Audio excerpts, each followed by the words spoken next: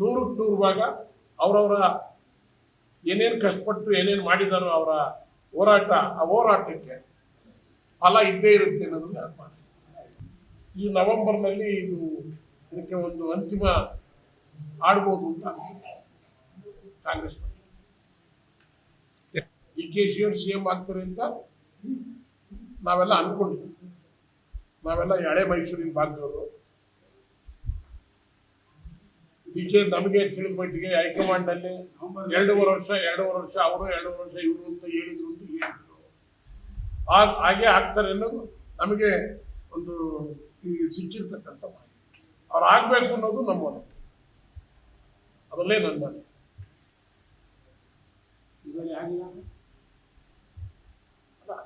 ನೀವು ಇನ್ನು ನವೆಂಬರೇ ಬಂದಿಲ್ಲ, ಈಗಲೇ ಅಲ್ಲಿ ನೀವು ಆಗ್ಲಿಲ್ಲ, ನೀವೇ ನವೆಂಬರ್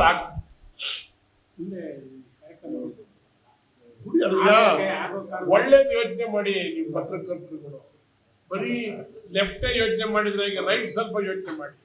ಕರೆಕ್ಟ್ ಪಾತ್ರದಲ್ಲಿ ಹೋಯ್ತಾ ಇದೆ ಸರ್ಕಾರ. ಇದನ್ನೇನು ಯೋಚನೆ ಮಾಡಿ. ಮುಖ್ಯಮಂತ್ರಿ ಆಯ್ತಾರೆ, ಆಗ್ಬೇಕು ಅಂತ ನಮ್ಮ ಮನಸ್ಸು, ನಮ್ಮ ನಮಗೆ ತೃಪ್ತಿ.